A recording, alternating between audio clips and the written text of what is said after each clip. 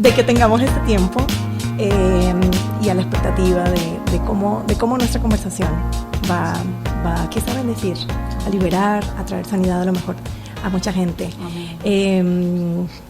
Queremos conocerte, queremos saber de ti. Eres colombiana. A ver, ¿qué amas de esa Colombia? ¿Qué tienes de esa Colombia? Colombiana y específicamente cartagenera. Eso. Amante de la arepa de huevo, que es súper tradicional en mi ciudad. Es una arepa rellena de carne molida y huevo frito.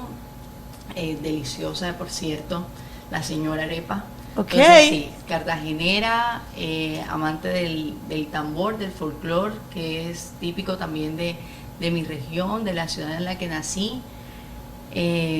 Apasionada por mi cultura también. Qué rico. Y por poder compartirla con otros del lugar donde esté. Hay una pregunta que la gente me hace, especialmente cuando estoy compartiendo con mis amigos colombianos. Y quieren crear polémica entre mis amigos y yo. Ajá. Y es, ¿de dónde es la arepa? De la Gran Colombia. De todo lo que era uno solo, ¿verdad? Los hermanos que hemos sido, entre Colombia, entre Venezuela, así que... Es verdad. Y cada región le ha dado su toque. Yo siempre he dicho que la arepa es colombiana, es venezolana, es de donde tú, a ver, es donde la conociste. Es donde la coman. Y también tiene sus propios estilos, sus propias formas. Qué rico, me da gusto. Tu esposo es colombiano. Mi esposo es colombiano también. Él tiene una mezcla bien interesante. Mientras yo me conservo en el lado de la costa, entre Cartagena y San Andrés, que es mi familia, él nació en Duitama, que es una ciudad completamente fría de Colombia. Su mamá guajira, indígena. Su papá también del interior, y él a los 5 años se viene a vivir a Cartagena. Entonces tú lo ves y él es netamente costeño. Habla como costeño, se comporta como costeño, pero tiene raíces de todo un poco del país. Creció allí desde los 5 años y allí tuvimos el privilegio de conocernos, de enamorarnos y de casarnos también en la misma ciudad. Oh my God. Así que no es difícil la convivencia porque digamos que están criados en la misma zona, en la misma región, entienden los dichos, entienden, ¿sabes? Como esa cultura propia y no chocan, digamos, sí. Por lo menos culturalmente no. Sí, no tenemos choques culturales entre nosotros, entre nuestras familias vemos algunas cositas diferentes que se hacen. La familia de él es amante a las celebraciones. Entonces celebran absolutamente todo, cualquier oportunidad buena para celebrar, es una cosa que a mí me ha gustado muchísimo. Lo bueno hay que tomarlo. Lo bueno hay que tomarlo y eso es algo que tiene muy bueno y que me gusta mucho. Pero en cuanto a nuestra cultura, no tenemos muchas cosas en común, solo que a él le gusta mucho el arroz y a mí no tanto. Ok. De ahí, de resto... ¿Y compartan ese gusto por la arepa? Por la arepa, por la carne, por la sopa, por la comida. Me encanta Colombia. Colombia es rica en su gastronomía. Sí. Nosotros vivimos en la frontera con Colombia y para mí estar en New York e ir a un restaurante colombiano es sentirme en casa. Así que me encanta, me siento en casa hablando contigo. Bueno, ahorita podemos comer unas arepitas. Bueno, podemos recrear un poco de eso de nuestra tierra. Sí, así es. Sé que eres psicóloga. Así es. Y estoy así como a la expectativa porque me da gusto conversar con una mujer que no solamente es sensible a la voz de Dios, es una mujer con un ministerio para los niños, podríamos decir. Sí, para niños y adolescentes. Ajá. Y al mismo tiempo descubrir cómo es esa mezcla. Yo nací en un hogar cristiano y por muchos años se satanizó la psicología dentro de la iglesia. Así que estoy así como, quiero oírte, quiero saber de ti, ¿sabes? Quiero que me cuentes, ¿cómo es eso? ¿Cómo es que desarrollas... ¿Eres como misionera? Misionera. Ajá. Háblanos. Sí. A los 16 años tuve el privilegio, digo privilegio porque precisamente dentro de la iglesia hemos hecho una división entre nuestro servicio a Dios y nuestra profesión. Y lo hemos visto como dos cosas completamente distintas y separadas. Entonces yo le sirvo a Dios dentro del templo, pero tu profesión es una cosa secular. Y eso pareciera que fuéramos como dos personas en dos lugares distintos. Y no concuerda con lo que me dice la palabra de que yo soy hijo y soy uno solo, esté en el templo o esté en la universidad. Entonces tuve el privilegio de estar en un ministerio que hacía misiones para universitarios. Entonces yo conocí a Dios dentro de la universidad y teníamos la oportunidad de escuchar qué tenía que ver cada una de las carreras con el carácter de Dios. Y en ese momento fue completamente impresionante como darme cuenta de que, oh wow, Señor, tú puedes usar la psicología para tu gloria, tú puedes usar la medicina para tu gloria, tú puedes usar la arquitectura para tu gloria, y vemos cómo tú eres un Dios que escucha, cómo tú eres un Dios que crea arte, que eres artístico, y vemos cómo eres un Dios que sana. Entonces vemos tu carácter en cada cosa, ¿no? Entonces ha sido fantástico poder leer los libros y darme cuenta de que yo creo que este principio ya lo he visto antes en la Biblia, y no dejarlo solamente en el principio de la ciencia, sino que Dios ya lo había visto y preparado para nosotros. Yo creo que Dios finalmente usa lo que Él quiere. Y la sabiduría es de Dios, viene de Dios. Así que ¿cómo es este trabajo que desarrolla con los niños y con los adolescentes? ¿Cómo entras en eso? ¿Cómo entras ahí? Mis pelados, mis niños, como yo les digo, entramos porque yo tuve ese sueño de abrir una fundación, de Señor, yo quiero que con mi profesión la gente te conozca, yo quiero servirte con la psicología, y tuve la confirmación de que por ahí era el camino. Fui una vez a Palenque teniendo 16 años, vi toda la necesidad que había en cuanto a educación, en cuanto a la salud de los niños, en cuanto a cosas que estaba viendo del desarrollo, las necesidades educativas especiales. Yo decía, wow, yo quiero estar aquí. Siempre decía que quería ir a África, pero cuando yo veía, yo dije, esta es mi pequeña África, yo quiero estar aquí. Entonces, mientras fui estudiando, yo fui haciendo pequeños acercamientos a la comunidad, sirviendo con los jóvenes, con mujeres que estaban también siendo víctimas de maltrato. ¿Estudiabas en Cartagena? Estudiaba en Cartagena. ¿Y hacías ese trabajo en Palenque? En Palenque, que es como a 1 hora y media de Cartagena. Entonces, escogía un día de la semana, un día cada 15 días, y me iba especialmente para hacer eso. Ese día me reunía con los jóvenes y apoyaba a una amiga que estaba con mujeres que estaban siendo abusadas emocionalmente. Entonces ella decía, yo tengo elementos desde lo ministerial, pero no tengo elementos desde la psicología, entonces ven y ayúdame. Y allí empecé a enamorarme cada día más, hasta el día que fue el momento de abrir Fundarraíz, que es la organización que tenemos en Colombia, y empezar dentro de la escuela a apoyar los procesos de crecimiento y desarrollo de los niños, sus procesos cognitivos, sus procesos de aprendizaje, y también la oportunidad de que ellos sepan que Dios les ama y les cuida en todo momento. Wow. Me disfruto mucho el hecho de escucharte hablar sobre tu profesión acompañado de ese deseo de servir a Dios. Yo nací en un hogar cristiano y siempre sentí el llamado de Dios desde los 8 años, pero también comprendí y traté de enseñárselo siempre a Brian, y es, tú puedes ser un profesional en cualquier área y tú puedes servir a Dios en esa área, en tu profesión. Creo que si todos fueran pastores, pues no hay no hay tanta tarima. Si todos fuéramos, ¿sabes?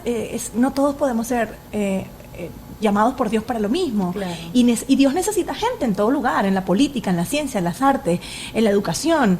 Y me da tanto gusto saber, porque, a ver, no siempre tenemos la oportunidad de sentarnos y conversar y conocer esas historias de cosas que para ti son teoría, porque tú no las viviste. Así es. Sí, o sea, solo consideras que es así, pero una vez que te sientas con alguien que ha podido juntarlos y que ha podido descubrirlo desde su juventud, eso me parece súper interesante.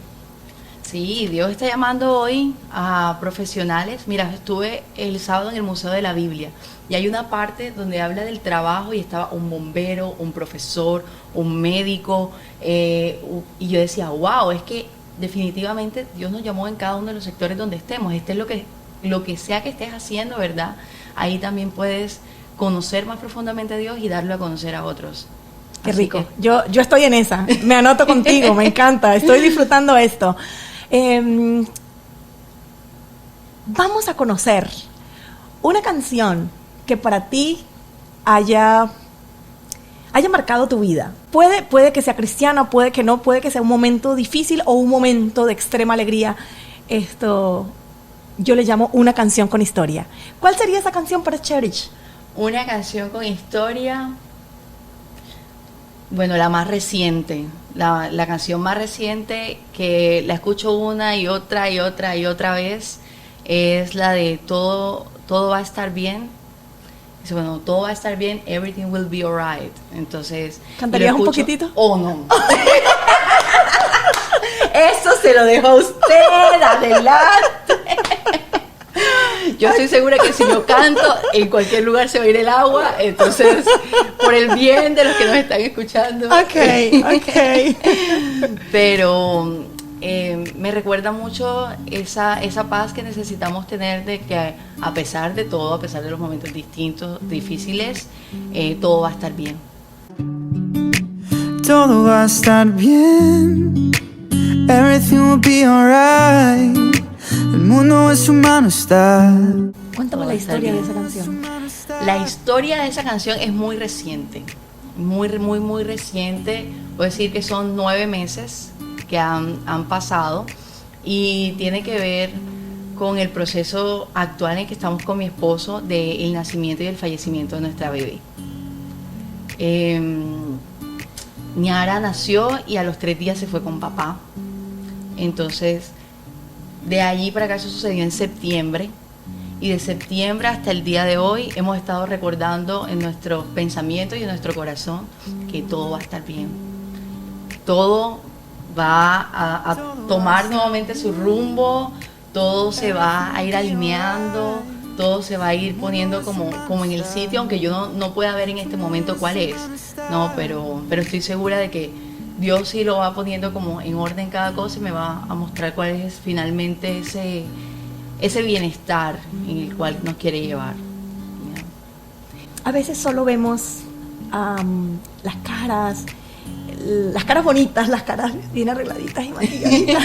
Peinados. Bien peinaditos, pero creo que todos tenemos una historia que contar y lo que somos es el resultado de muchas situaciones o de lo que hemos vivido, ¿sí?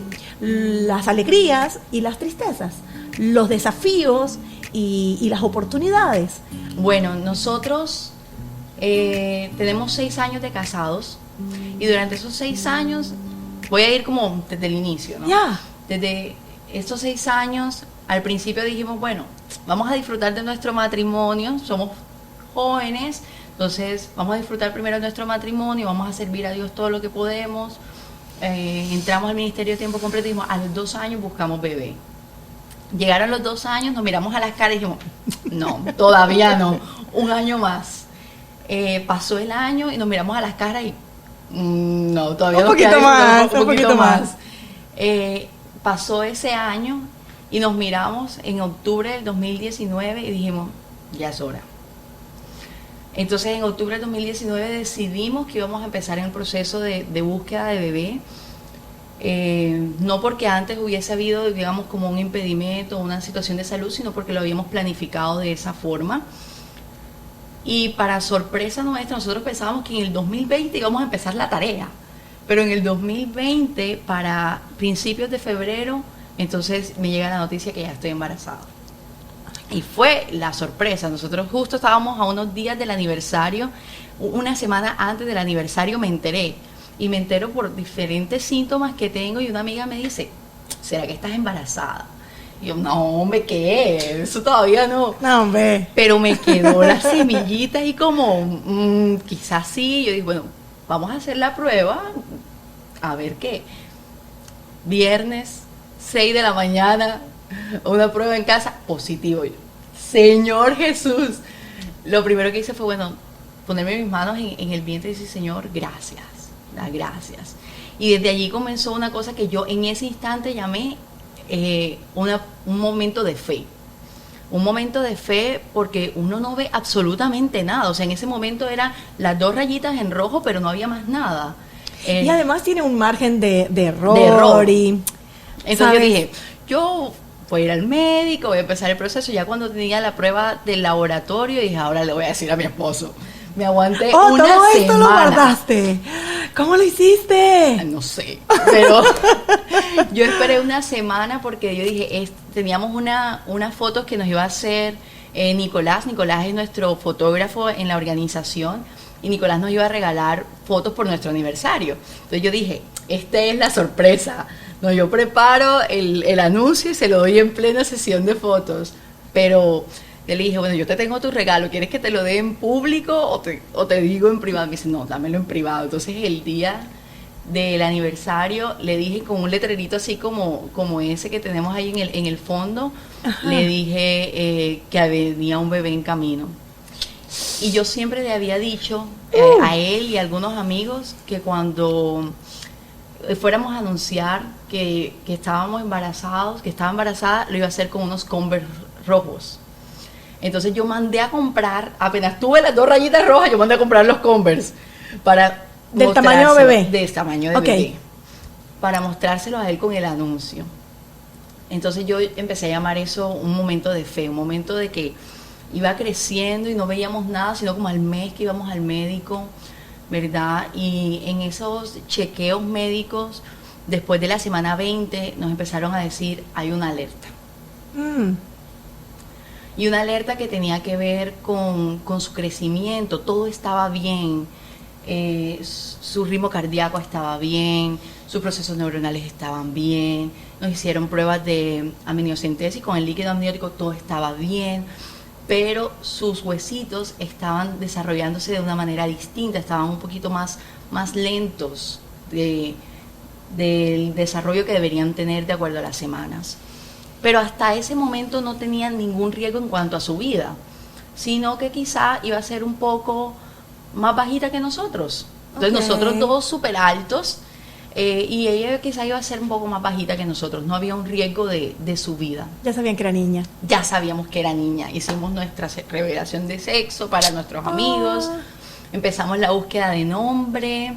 Mi esposo era de los que pensaba que él podía esperar hasta que naciera para ponerle el nombre. Oh my God, yo todos los días era haciendo una lista, buscando los significados, y él como, bueno, pero podemos esperar. Él podía esperar hasta el nacimiento para saber si era niño o si era niña. Yo no, yo necesitaba saber ya para empezar a organizar orar cosas sobre ella, profetizar sobre ella. Sí, poder soñar.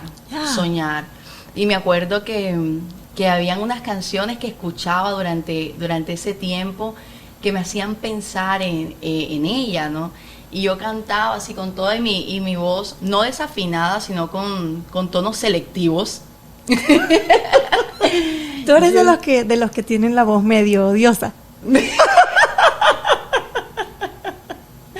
Sí, porque algunos tienen la voz melodiosa. Y otros medio odiosas. Yo creo que voy en esa línea. Entonces sí, yo siempre súper acelerada por saber lo que venía, ¿no? Entonces, bueno, los médicos nos decían que había esta alerta, pero que todavía no arriesgaba su vida. Hasta el momento que dijeron, Cherish, puede haber un riesgo. Puede haber un riesgo y ese riesgo puede estar durante el tiempo que estás embarazada o en el momento que nace. Un riesgo que puede atentar contra la vida de la bebé o contra tu vida. Y ahí empezó otro camino de fe. Wow. Otro camino de fe para creer todos los días, o sea, fueron días muy cerca de su tiempo final de gestación, cuando recibes esa noticia de que eso fue como en la semana 26 más o menos, o sea, como a mitad del embarazo. Entonces podemos decir que fue medio embarazo, todos los días despertándose en la madrugada, tocándose el vientre y decir, Señor, por favor, bendice la vida de Niara. Creyendo que en la soberanía de Dios, en la soberanía del amor absoluto de Dios, en medio del proceso y creyendo en su voluntad, ¿no? Creyendo por un milagro, pero también descansando aún en nuestra humanidad, en lo que Dios quisiera hacer, en lo que Dios iba a hacer, sabiendo que Él podía hacerlo, pero sabiendo también que quizá no iba a pasar. Entonces todos los días empezamos en ese camino hasta el último momento. Hasta el último momento yo tenía riesgo de preeclampsia, de que se me subiera la presión arterial. Los médicos consideraron que no querían esperar hasta el último día de contracciones, sino que querían inducir el parto. Y en esa inducción del parto, bueno, lo agendamos, fuimos al médico, yo me acuerdo el día antes, ordenando, tú sabes, la cama, dejando el cuarto listo, comprando algunas cositas que hacían falta, y entramos al hospital agarrados de la mano, entre los dos y agarrados de la mano de Dios. Yo creo que íbamos nosotros dos por acá y cada uno al lado con el Espíritu Santo, así, sostenernos. Y bueno, y empezó el proceso ya de parto, de inducción, de pastillas. Finalmente me habían dado muchísimas medicinas para poder tener las contracciones. Cuando el médico me dice, Sherry, ya hemos hecho todo lo posible para las contracciones, vas para cirugía. Eso fue... Cuando agendaron para parto natural. Para parto natural, sí. Oh, wow. Para inducir un parto natural. Ok. O sea que cuando llegaste ahí no eran dolores, estabas allí con una cita. Sabes que para mí es nuevo porque yo siempre asumí que se hacía cita como vengo para cesárea, pero no como para parto natural. Por lo menos en mi pueblo, esto es así como esperas el dolor, esperas hasta que vas y a lo mejor te inducen, te aceleran un poquito más el proceso. Exacto. Y para mí también en ese momento cuando él me dice, ¿qué vamos a hacer? Inducción. Y dije, espérate, ¿eso con qué se come? O sea, ¿eso exactamente qué es? Entonces busqué un poco y ahí supe que era la medicación poco a poco hasta que te fueran estimulando para contracciones, pudieras dilatar y en el proceso de dilatar, entonces pudieras generar un parto vaginal. Sí. El médico que me estaba atendiendo es pro parto vaginal, entonces él hizo todo lo posible hasta el último momento porque fuera de esa forma. Okay. Finalmente no se dio y yo creo que hizo también parte del proceso, ¿no? El proceso de cuidado de Dios para la bebé y para mí, aunque el momento me dio el nudo aquí en la garganta. Cuando te dicen es cesárea. Es cesárea y te hacen firmar un papel que dice, bueno... ¡Es horrible! Tú te haces responsable de cualquier cosa que pueda pasar en el quirófano. Ay, Señor Jesús. Yo me acuerdo que yo entré en un shock, empecé a llorar, mi esposo me miraba desde la cama del frente sin saber qué decir, y yo solamente le dije, pásame la libreta. Yo tenía una libreta donde iba escribiendo canciones, poesía, versos, que le estaba haciendo a Niara. Yo le dije, solamente pásame la libreta. Yo ahí solté todo lo que estaba pensando, oré, y yo le dije, bueno, ya, Señor, estoy lista. Estoy lista. Niara nació el 1 de septiembre, dice la historia clínica que nació vigorosa, lloró. 2020.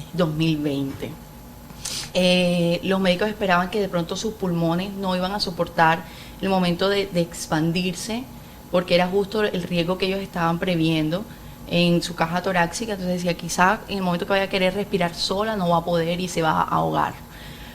Pero ella nació y estuvo con nosotros. Ese día yo me acuerdo que yo no podía estar en la sala de recuperación porque ella estaba en el otro cuarto de bebés, y el día siguiente cuando me desperté, lo primero que yo dije, sin fuerza, porque todavía estaba con el proceso de la cesárea, dije, yo necesito ir a ver a mi bebé.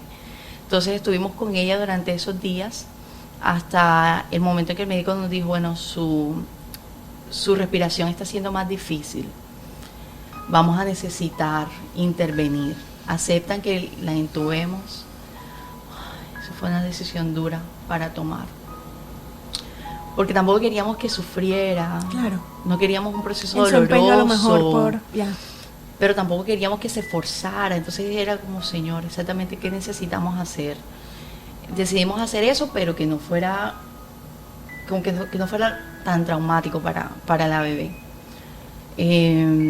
A los 3 días me dan de alta, y cuando me dan de alta yo salgo al mediodía y a las 9 de la noche regresamos al hospital porque Niara había fallecido.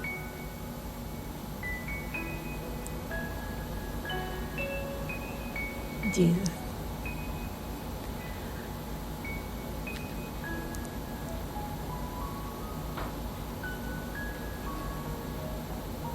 ¿Cómo, cómo lo, cómo lo vives? Ese mismo día, antes de eso, un niño en casa donde nos estábamos quedando me dice, Cherish, yo le daba clase en la escuela dominical y su casa estaba cerca del hospital, y entonces yo me estaba quedando ahí para ser estratégico, ¿no? Para poder llegar pronto al hospital. Y él me dice, Cherish, yo no sé de dónde salió el coronavirus, si fue Dios quien lo hizo. Hay gente que dice que Dios lo hizo. Y yo no puedo creer que Dios lo haya hecho, porque Dios no hace cosas malas, me dijo el niño. Pero ¿tú qué piensas? Él buscando una respuesta de su maestra de escuela dominical. Y yo le dije, yo no sé exactamente de dónde salió, pero yo sé que en los momentos difíciles Dios nos acompaña. Entonces, justo después de haberle dicho eso, 15 minutos pasaron cuando nos llamaron del hospital. Mi esposo contestó y dijeron, sus signos vitales están disminuyendo, tienen que venir ya. Y yo creo que eso, yo no se lo dije a él, Dios te lo dijo a ti. Sí, Dios me lo dijo a mí, eso fue como un referente en ese momento, porque fueron justo las palabras antes de que sucediera. Dios no hace cosas malas, pero camina con nosotros en medio de las circunstancias difíciles. Entonces, vivirlo todos los días es recordar que Dios camina con nosotros, que entramos a ese hospital agarrados de su mano.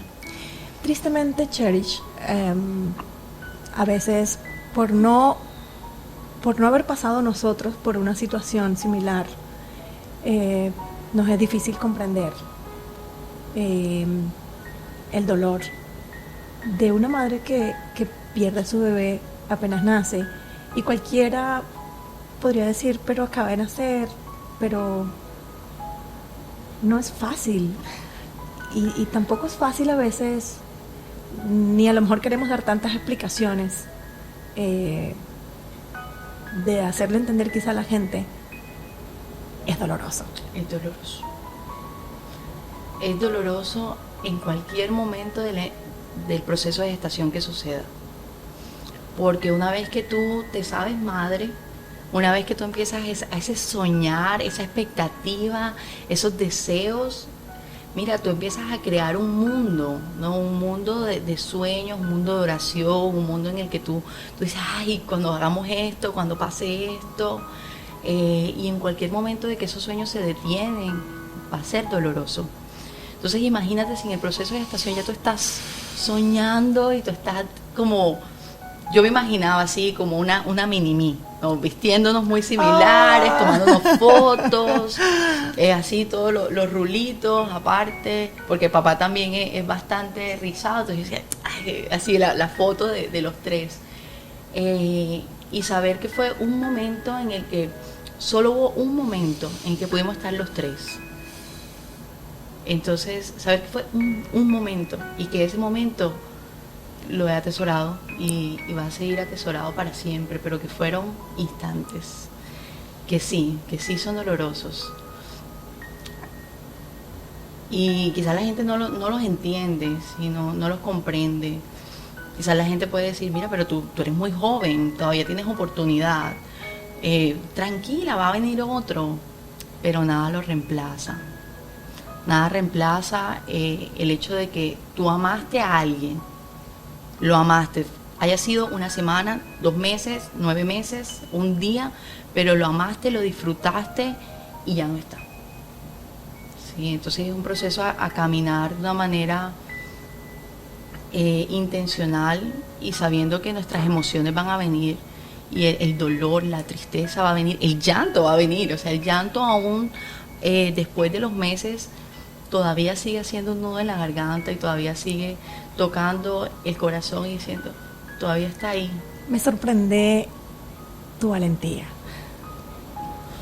Me sorprende que hayas aceptado la invitación a compartir tu historia tan reciente. Entiendo que para ti hablarlo también ha sido un proceso sanador.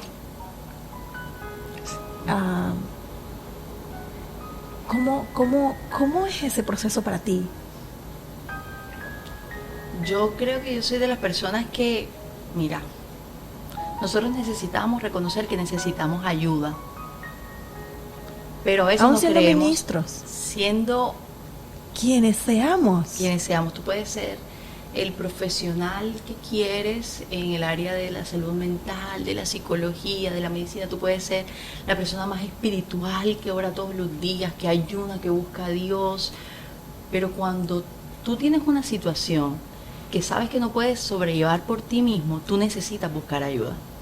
Tú necesitas buscar de una persona que va a ser un consejero para ti, que va a ser una persona guía para ti en el proceso, que te va a apoyar, porque la Biblia lo dice, levantarse los unos a los otros, soportarse los unos a los otros, pero a veces tenemos eso en poco. Como personas cristianas a veces tenemos ese apoyo en poco y creemos que somos autosuficientes. Y yo creo que no hay nada más alejado de la realidad que eso. ¿Sabes qué? Adentrándonos un poquito en eso, a veces hemos estado expuestos y a lo mejor hemos enseñado que todo lo que necesitamos es una palabra de Dios, que no está mal y que sí es vida, pero a veces consideramos estas herramientas como la psicología algo innecesario. Uh-huh. Y consideramos como que todo se resuelve solo con oración. Y recuerdo que una vez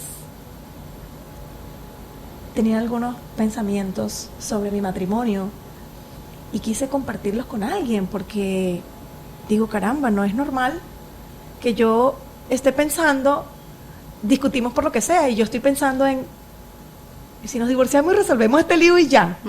Solo como un pensamiento. Nunca lo planteé, nunca fue como, nada, esta es la solución. Pero sí lo pensé. Y en ese momento hablé con alguien y le digo, oye, estoy teniendo estos pensamientos y me llama la atención porque no es lo que quiero. Y su respuesta fue, ora. Bueno. Así que está bien. He encontrado refugio en Dios. Así es. Gracias, Señor, porque aun cuando no hemos tenido muchas herramientas en ciertas temporadas y ciertos procesos de nuestras vidas, Dios ha estado con nosotros y nos ha levantado, pero ¿en qué forma para ti como profesional de la psicología, en qué forma tú pudiste o podemos como seres humanos, como cualquiera otro, simplemente acompañar los procesos difíciles, a lo mejor con esas herramientas, por supuesto con la ayuda de Dios, por supuesto con gente que nos escucha en un momento dado? ¿Cómo lo haces? ¿Cómo es? Sí. Yo creo que en efecto todos los que creemos en Dios, creemos que, bueno, a los que aman a Dios todas las cosas le ayudan para bien. Eso lo creemos, confiamos y caminamos con eso. Pero no podemos olvidarnos que somos humanos, no podemos olvidarnos que somos personas, y que en ese proceso vamos a necesitar, y Dios ha puesto personas en nuestro camino para apoyarnos y levantarnos. Entonces a veces queremos como poner un velo y decir, no estoy sintiendo nada pasa, todo va a estar bien, no te preocupes, y lo que hacemos es negarnos en el proceso, ¿no? Y si Dios colocó a los médicos, si Dios colocó a los psicólogos, si Dios colocó a los arquitectos, ¿por qué negarnos de eso? Es como decir, bueno, Dios es mi casa, entonces yo no voy a construir una casa porque Dios es mi casa. ¿Sí? Entonces, Okay. Dios es mi consejero, pero entonces yo no voy a ir donde un consejero, donde un psicólogo, donde un terapeuta, porque Dios es mi consejero. Sí, Dios es tu consejero, pero Dios también Dios es tu sanador, pero tú vas al médico, y no sé, te tomas la atención. Nosotros decimos muchas palabras como un beriberi, sí, un yeyo, patatú. Exacto. y vas al médico a ver qué pasó, porque es tu cuerpo el que está sintiendo. Pero ¿qué pasa cuando son nuestras emociones?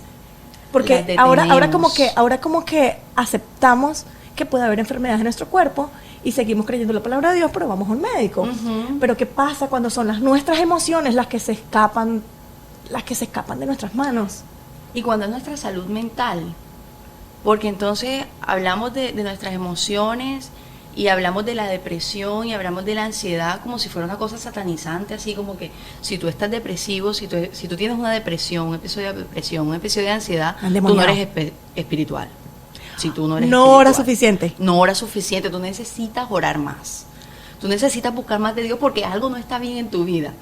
Efectivamente hay algo que está por ajustarse y que quizás la persona está luchando por buscar a Dios, pero que también necesita de ti. Es como si tú le dijeras a una persona que tiene dolor de cabeza, como échale ganas, porque tiene dolor de cabeza. Entonces decirle a una persona que tiene un episodio de depresión, échale ganas, no es suficiente. Yo creo que dentro de nosotros, o recibir un consejo como ese, debe ser desarmador, no sé ni qué nombre ponerle, ¿sabes? Frustrante, una cosa así como, ok. ¿Y qué hago con esto? Échale ganas. Ajá. ¿Y qué hago con esto? ¿Qué hago con los momentos en los que tengo tantos pensamientos y necesito direccionarlos en la verdad? ¿Qué hago con esto cuando siento tanta tristeza y no sé cómo manejarla? ¿Qué hago con esto cuando quiero encerrarme y no quiero hablar con nadie, pero sé que necesito apoyo? Entonces, yo estoy luchando con orar, pero si yo no tengo a alguien que me levante a orar en ese momento, entonces estoy luchando solo.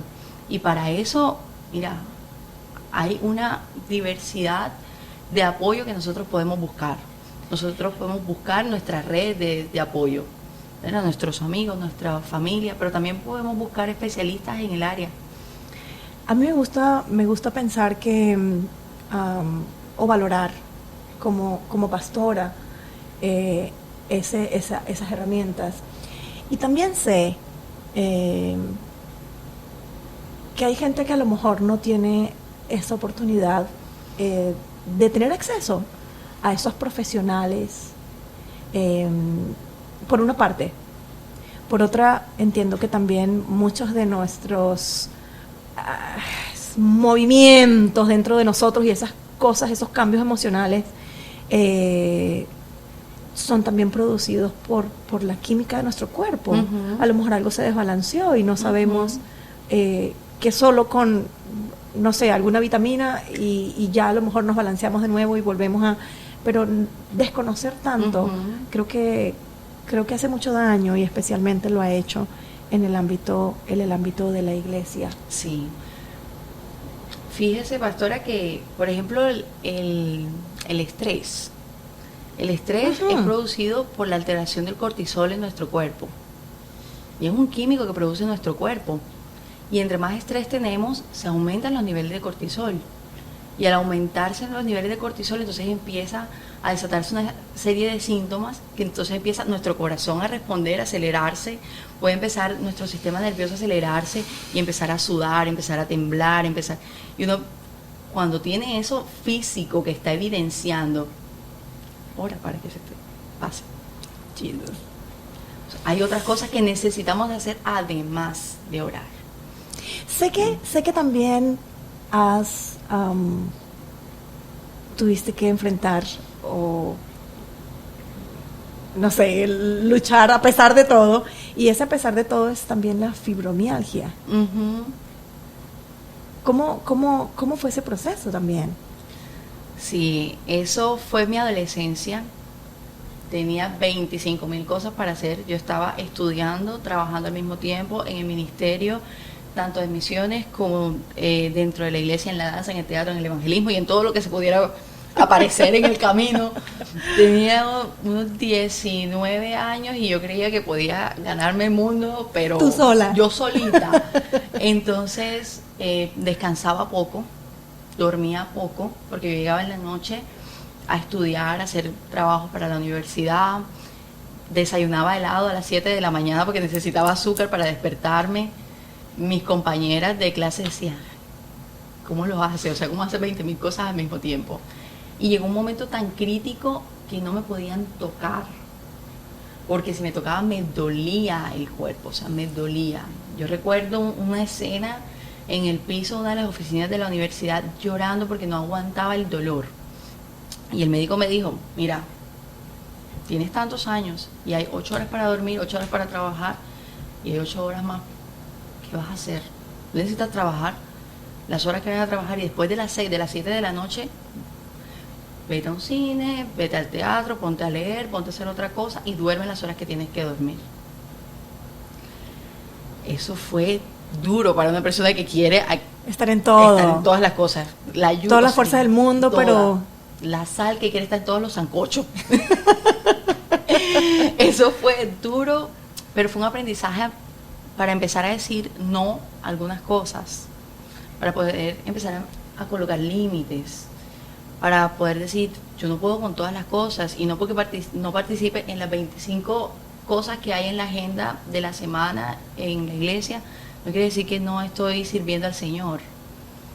Fue un proceso de cambiar hábitos, de orarle al Señor para que me sanara. Yo en este momento no tengo un recuerdo de cuándo es que se fue el dolor de mi cuerpo, pero sé que también fue un proceso de empezar a cambiar hábitos, comer a las horas, dormir el tiempo que necesitaba dormir, descansar un poco más. Inclusive antes de casarme le dije a mi esposo, mira, tú te casas conmigo y con la fibromialgia. Oh my God. Entonces,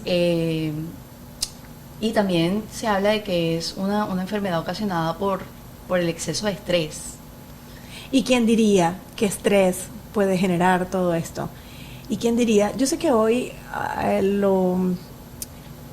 es más normal, es más común el término. Estoy estresado. Sí, se ha hecho muy común, pero a veces me pregunto si somos tan conscientes de lo que puede ocasionar la falta de descanso, y si somos conscientes, volviendo al tema de si somos conscientes de que nuestras emociones y aún nuestros tiempos, nuestros ritmos de vida afectan nuestra salud, nuestra familia, porque seguramente estabas enfocada en todo lo que querías y lo querías alcanzar todo en un mes, y a lo mejor abandonas otras áreas, abandonas otras cosas. Sí, y un pastor muy cercano me dijo un día, Cherish, un ministro dijo, Dios me dio una misión y un caballo para cumplir esa misión. Corrí con la misión, pero olvidé el caballo. Y el caballo era mi salud, era mi cuerpo. Y yo no lo entendí. Pero creo que el proceso también de Niara llega como un momento de recapitular muchas cosas.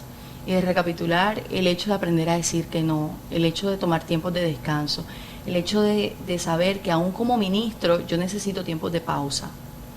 De que aún como ministro en ese momento yo tuve que decir no. O sea, en este momento no estoy disponible. De aquí hasta que pueda hacer el proceso de mi duelo, de mi sanidad, yo necesito tomar el tiempo y no solamente poner una barrera, como que no ha pasado nada, tengo que seguir, ¿sí?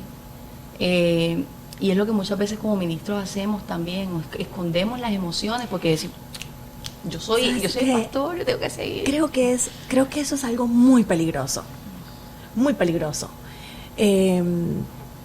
Tratar de ignorar nuestras emociones, primero que ya comienza a hacernos reaccionar mal, porque por más que quieras, no vas a ser tan noble, tan amigable, tan querido, cuando estás siendo preso de una situación emocional y pretendes esconderlo, como quien pone la tierrita debajo de la alfombra, pero en algún momento se desbarata. Para mí fue quizá pensar en esto como una realidad. Fue muy triste conocer hace quizá unos 3 años, no estoy muy segura, estando nosotros viviendo en LA, un pastor de una iglesia grande, quizá estamos hablando de más de 3.500 miembros, se suicidó. Y yo considero que esto es algo que se debe hablar, esto es algo que se debe exponer, que no puede ser una cosa guardada. Y por eso me interesa mucho escuchar, y yo sé que la gente que nos está viendo y que nos está escuchando necesita conocer la necesidad, o a lo mejor ya lo sabe, pero necesita escuchar una historia como esta, necesita escuchar a una pastora como una amiga con la que conversaba recientemente, que dice, las pastoras también lloran. Claro. Las pastoras también sufren. También sienten. También.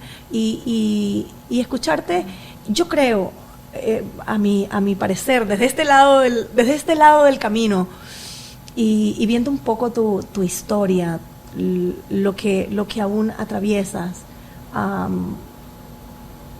sí creo que estás afirmada en Dios, pero también creo que has sido consciente de algunas herramientas que te han permitido avanzar, y que a lo mejor compartir, hablar, a lo mejor no todas las personas somos igual, y yo soy de las que habla y se autodescubre, a lo mejor por eso hablo mucho. 3.000 palabras diarias.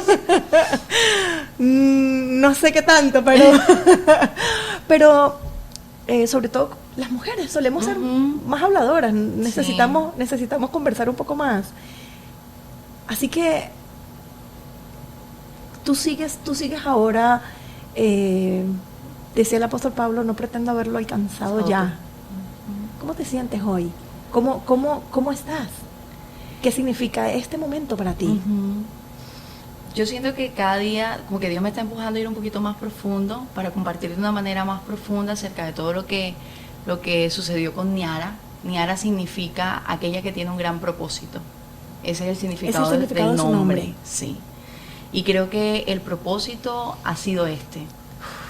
El propósito quizás nosotros era que Dios hiciera un milagro y pudiéramos contar el testimonio. Mira, este era el diagnóstico, este era lo que se esperaba y esto fue lo que Dios hizo. Pero quizá el milagro era que a pesar de todo nosotros pudiéramos seguir en pie y continuar. Quizás el milagro era que a pesar de todo pudiéramos seguir confiando que tenemos un Dios que nos ama y que su voluntad es buena, es agradable y es perfecta, aunque haya dolor. Que pudiéramos decir, a pesar de mi dolor, Dios está ahí. Y no es el Dios que se esconde en medio del dolor, ni el Dios que minimiza mi dolor. Es el Dios que me abraza en medio de mi dolor. Y no te dice, no llores más. Sí, no, ay ya, que se te pase. No, sino que te dice, adelante, aquí estoy contigo. Estoy para abrazarte, estoy para levantarte, estoy para cuidarte. Cherish, ¿cómo ayudamos, cómo nos acercamos a una persona que está atravesando el duelo, la pérdida, el dolor? ¿Cómo? Yo misma a veces, aún siendo pastora, para mí es difícil a veces simplemente cómo acercarnos. ¿Cómo acercarnos de manera que sea cómodo para ti, confortable, que no sea yo incómoda con consejos que no te sirven para nada, a lo mejor en un momento de dolor, con tratar de anotarte 3 versículos bíblicos y esto es lo que tienes que, como una fórmula mágica. Sí. ¿Cómo podemos ayudar? Cada persona es distinta. Entonces, partiendo de que cada uno procesa de forma distinta, necesitamos reconocer que de pronto para mí es necesario estar con gente y hablar en algún momento, pero para otro quizás es necesario estar a solas. Y no debemos tener temor de preguntar. Okay. A veces tenemos temor de acercarnos y no sabemos. Mira, yo lo viví en este tiempo, de personas que de repente se acercaban y era como, le tocó el tema, no le tocó el tema, como que mejor hablemos de los pajaritos que están cantando. Pero para mí también era como, tampoco ignores mi dolor, o sea, tampoco ignores el proceso. Pero la gente en el desconocimiento intenta hacerlo mejor. Yo creo que necesitamos ser intencionales en preguntar, en poder estar presentes y poder respetar si el otro me dice, mira, en este momento quiero estar solo. Pero no lo sabemos si no preguntamos.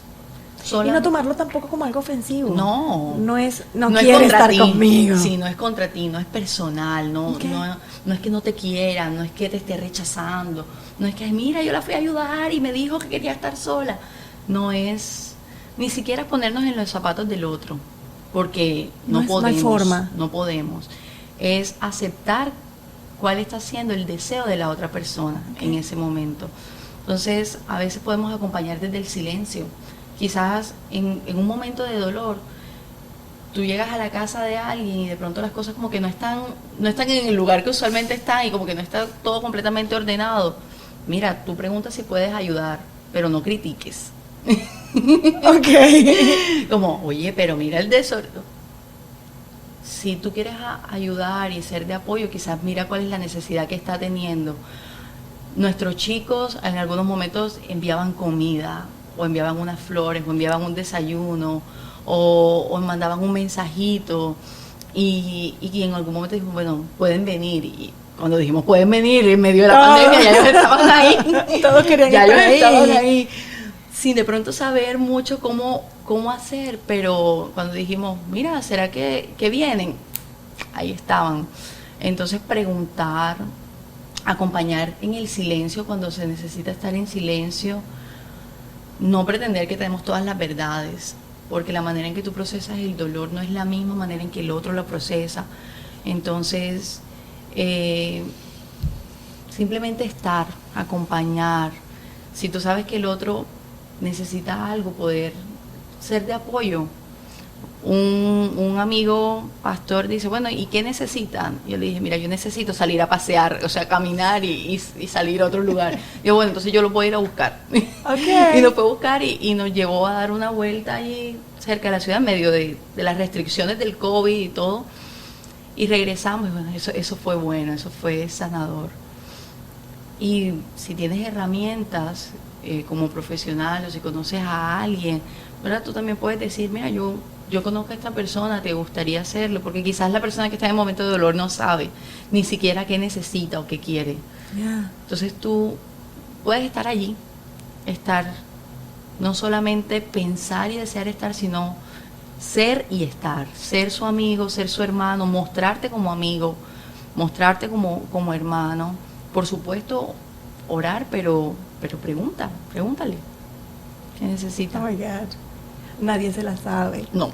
Nadie tiene, sabes, como el don de, ya sé qué es lo que necesita, aquí voy yo con mi capa roja. Cherish, tienes una fundación, decías hace un momento, y trabajas con niños y jóvenes. ¿Cómo has continuado con esto? ¿Cómo haces tu trabajo además como profesional, aparte del trabajo con la fundación? ¿Cómo lo llevas? Imagínate que para nosotros amamos los niños, Ruth. Nosotros amamos los niños. Nosotros estamos en la fundación rodeados de niños. Y todos ellos estaban esperando a su hermanita menor. Entonces, la primera vez que yo llegué a Palenque, yo no dormí esa noche de la ansiedad, porque yo iba a ir y no sabía cómo iba a reaccionar. Entonces, el primer acercamiento fue doloroso y a la misma vez fue sanador también, de ese abrazo de ellos, de ese cuidado de ellos. Y creo que yo decidí hacer esto antes de los momentos difíciles. ¿Hacer qué? Servir a Dios. Okay. Yo decidí servir a los niños, yo decidí ser psicóloga, yo decidí ser misionera. Le dije sí a Dios a ser misionera antes de los momentos difíciles y se lo dije sin condición. O sea, yo no le dije, yo te voy a servir solamente si me va bien. Pero yo no me di cuenta de eso antes, yo me di cuenta de eso ahora. Dije, eso es como el matrimonio. Las letras pequeñitas. Así el asterisco. No. Eso es como cuando tú te casas y te dice, aceptas en los momentos buenos y en los malos, en la salud y en la enfermedad. Entonces, para seguir, yo necesité también apoyarme de otras personas y hacer como un chequeo de ir a profesionales y decir, mira, revísame, a ver, hazme un chequeo general. A ver. Conocí de una psicóloga perinatal que justamente ha trabajado con duelo perinatal en España, por medio de algo que me compartió un amigo. En ese acompañar, ¿verdad? Ella vio ese video sobre el duelo perinatal y dice, mira, yo no sé si tú vas a querer verlo, si te va a servir o no, pero yo lo vi y pensé en ti, ahí te lo dejo. Duré días para verlo. Cuando lo vi, yo vi sobre ella y le escribí, le conté qué estaba pasando y le dije que si estaba bien para ella que tuviéramos un encuentro. Lo coordinamos, tuvimos 2 sesiones y ella me dijo, mira, yo veo que vas bien en el proceso. Era lo que yo necesitaba escuchar. Yo necesitaba en ese momento saber si todas las cosas estaban viendo bien o si yo necesitaba el apoyo de alguien más, porque no me podía creer la superpoderosa. Claro. Necesitaba pedir ayuda si lo requería. Entonces, y además necesitaba un punto de vista objetivo. Yo tengo amigas psicólogas, muchísimas, que estuvieron ahí acompañándome en todo el proceso, amigos pastores, nuestros mentores que estuvieron ahí acompañándome, pero yo decía, yo necesito a alguien que me mire con ojos objetivos. Y no solo que no te conoce, que no te tiene cariño, que no sabe nada de ti, que no tiene ningún sentimiento contigo. Sí, que no dice, que no, está pero viendo tú tu eres situación fuerte. y dice, No, es que tú eres fuerte, tú eres una persona fuerte, así que échale ganas. ¿Verdad? No, yo necesitaba a alguien que me dijera, estás mal. ok, Si estaba mal, está que me bien, dijera, como te lo dijeron. O que me dijera, no, todas las cosas están bien. Ah, sí, está bien. Ah, bueno. Gracias. Y han sido las maneras de continuar, de colocar enfrente cuál ha sido la visión, el sueño que tenemos, qué es lo que Dios ha hablado antes, qué es lo que decidimos desde antes, pero también de buscar ayuda o de vomitar, como yo digo. Cuando yo necesito gritar, yo grito. La primera vez que me dijiste, yo Yo he vomito. vomitado, y yo que ¿Cómo? más o menos lo pensé muy literal, pero entiendo que te refieres a hablar. Si necesito hablar, yo tengo que hablar. Tengo ok. que hablar. Si yo necesito hablar, pastora, yo creo que necesitamos tener una conversación. Ok. O cuando mis amigos de repente estaban por ahí, yo, mira, fulana, ¿Estás disponible? ¿estás disponible? ¿Qué estás haciendo? No, porque está pasando esto, estoy pensando en esto, cómo está haciendo esto. Y en la medida que nosotros hablamos, también verbalizamos las situaciones y las aceptamos.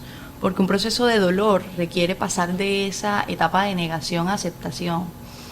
Tú podríamos decir, por lo que acabas de decir, Ujú. estoy tratando como de quizá conectar. Podríamos decir que para aceptar necesitamos verbalizar.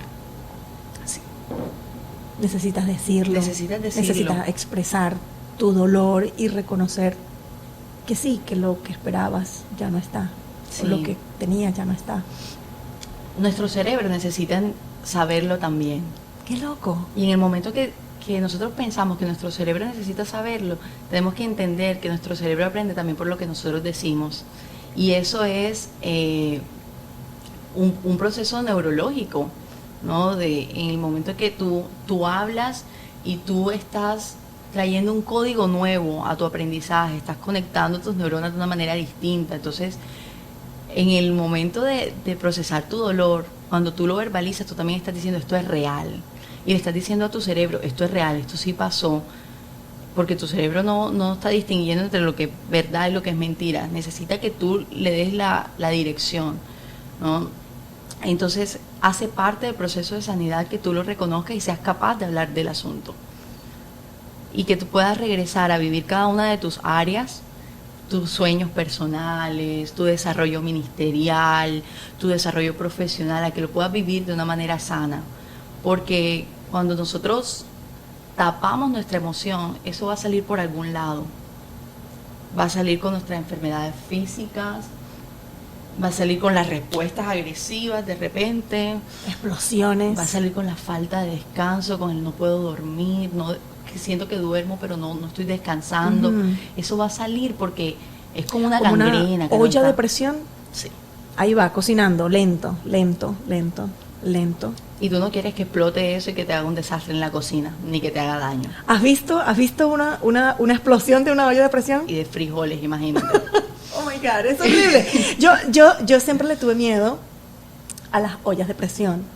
No recuerdo haberlo visto, pero creo que escuché muchas historias de las ollas de presión al punto de que yo, en mis años de casada, No tiene. creo que nunca he tenido una olla de presión.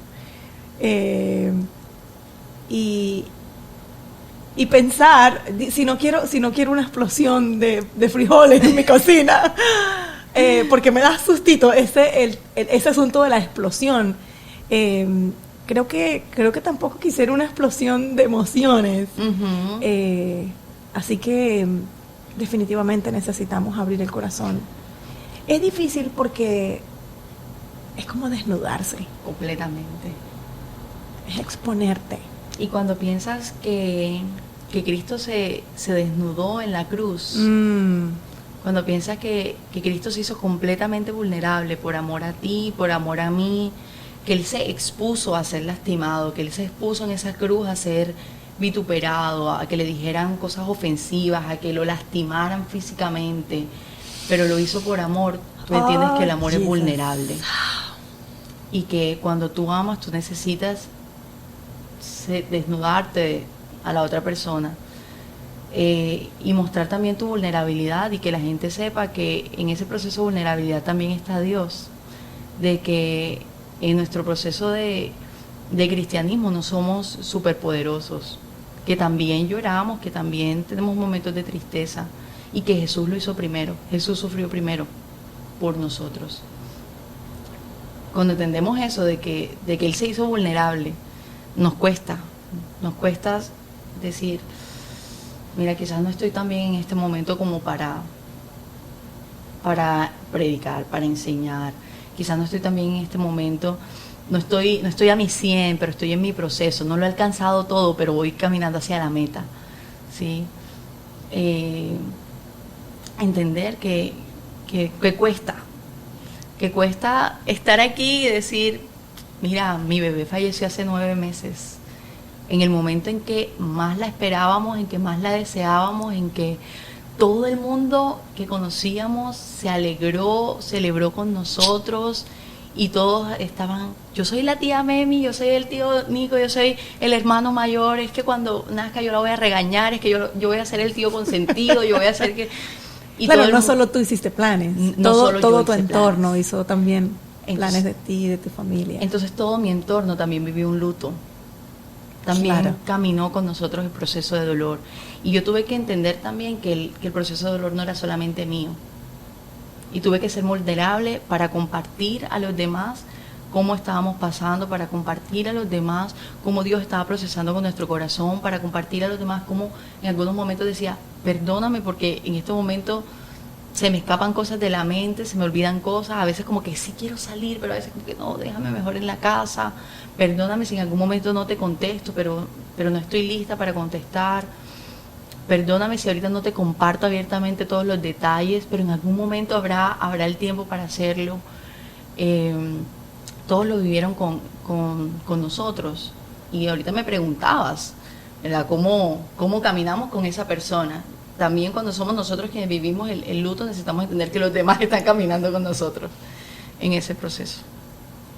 Qué importante. Son muchas las cosas que hemos venido hablando o profundizando quizá, y quisiera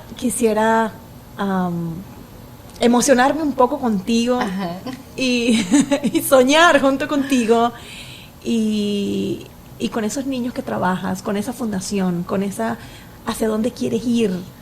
¿Qué sueñas con esto?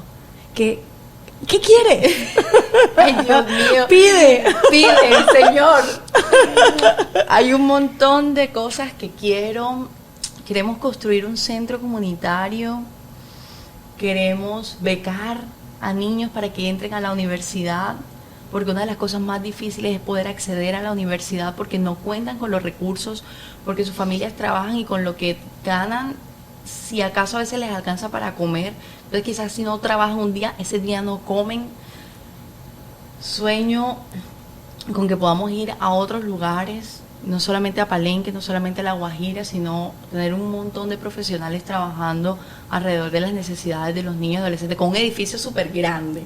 ¿En Palenque? En Cartagena, empezando en Cartagena. Ok, un edificio súper grande. Como sede de los acontecimientos. Sí, allí donde brindamos un montón de servicios, donde damos clases, donde es un centro de formación, donde es un centro de recuperación, donde es un lugar de paso también, donde los que vienen de Palenque pueden estar en un lugar cuando vienen a Cartagena, que es una de las cosas difíciles para ellos cuando no tienen familia, que si un estudiante va a venir a la ciudad, tenga un lugar donde quedarse, entonces nosotros podamos darle una habitación para que ellos estudien allí, se queden allí, vivan con nosotros. Ay, yo sueño muchas cosas con Fundarraíz. Yo creo que se vale soñar en grande. ¡Guay! Por supuesto, por supuesto que sí. A pesar de todo. A pesar de todo. Lo que necesitamos es seguir sonriendo, Cherish. Yeah. Y llorar cuando necesitemos llorar. y volver a hablar cuando necesitemos hablar y volver a levantarnos y volver a sonreír. Así es. Ah, Yo digo mucho, inhala, exhala y sonríe. ok. Y creo que sí, eso también es liberador, ¿verdad? Cuando tenemos todavía la esperanza de todo lo que puede venir a pesar de todo. Creo que, y creo que con esto ya... necesitamos levantarnos las veces que sea necesario. A veces esperamos tener todo resuelto para decir, voy a soñar en grande. Y a veces como que los sueños se nos oscurecen un poco, como que se interponen algunas nubes grises que nos impiden ver con claridad esos sueños. Pero me da gusto saber que en medio de todo este proceso estás soñando y quiero soñar contigo. Quiero soñar con ese centro, quiero soñar con esas becas. A lo mejor, ¿qué representa una beca para alguien que necesita estudiar en Cartagena, en Colombia, en tu pequeña África? Mi pequeña África. Depende mucho de cuál es la carrera, pero por ejemplo una carrera promedio como comunicación social, aquí como en estos espacios en los que estamos ahorita, ¿verdad? Hay muchos jóvenes que están soñando también con esto. No la hay en la escuela pública, no la hay en la universidad pública, entonces toca buscar una universidad privada. Okay. Y cuesta el semestre como $1,500 de comunicación social, como $1,500, $1,700. Quiere decir que al año va a necesitar como $3,000 o un poco más solo para pagar la universidad. Pensando también que tiene que moverse desde la comunidad hasta la ciudad, pensar en la manutención, pero aproximadamente estaríamos midiendo como unos $3,000 en estudios acompañados de... Al año. Y estamos hablando de 5 años. Estamos hablando de 5 años. O sea que con $15,000... Un estudiante sacas logra a un su chico sueño de ahí, de esa comunidad. y transformas la vida de alguien. Oh, wow. Transformas la vida de alguien que en este momento está quizás deseando hacerlo, pero no tiene las herramientas para hacerlo. Que está soñando muchísimo, pero está limitado por las oportunidades. Y trabajando porque necesita darle también soporte a su familia. Entonces, con $15,000 en 5 años, tú logras cambiar la vida de una familia que está mandando a un hijo a la universidad. Pero realmente cambia la situación. La vida de una familia. De la familia completa. Es muy fácil verlo desde Estados Unidos.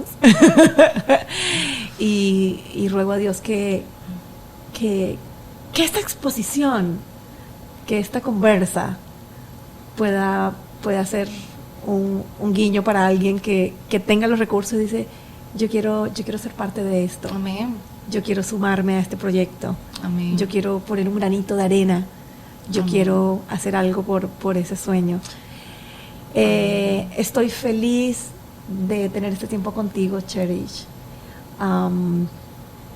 Yo estoy segura que para mucha gente esto está llegando a sus corazones y Dios está trayendo libertad, a lo mejor de prejuicios, de enseñanzas que no estuvieron completas. Y celebro tu vida, celebro que estés aquí, celebro tus sueños y me uno a ellos. Y te agradezco por tu valentía, por tu coraje para abrir el corazón y hablar de algo que es reciente, pero que lo estás llevando y lo estás compartiendo al mismo tiempo en la medida que lo vas trabajando en tu corazón. Sí. ¿Hay algo que quisieras decirnos, compartirnos? ¿Algún consejo? Quiero cerrar con 2 cosas. Una es agradecer de forma infinita a mi esposo, quien ha sido no un apoyo, no un soporte, sino quien ha sido ese faro allí presente en todo esto, reconociendo de que no lo estoy viviendo solamente yo, sino que él también lo está viviendo. Y en medio de eso él ha estado allí, cuidándome, para decirles que no es fácil. Yo me imagino que no es fácil a una mujer vivir un embarazo sola, porque mi esposo ha sido clave en todo este proceso. Y yo quiero agradecerle a él por cumplir ese rol de cuidado, de protección, de provisión emocional también.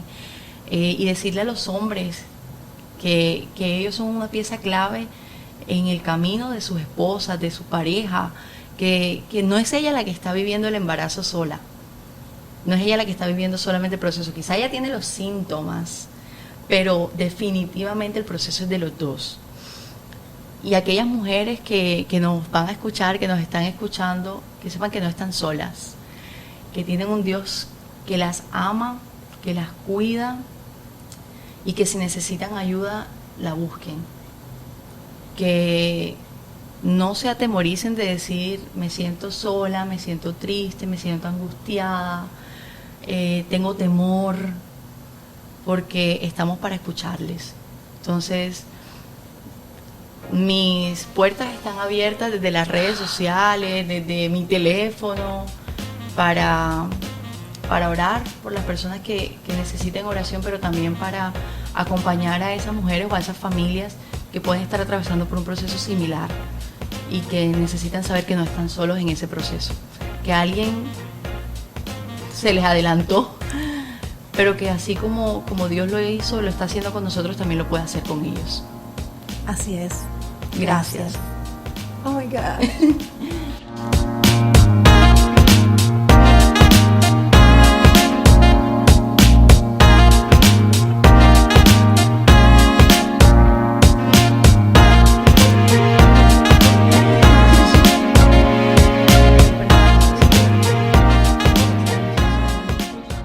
Pues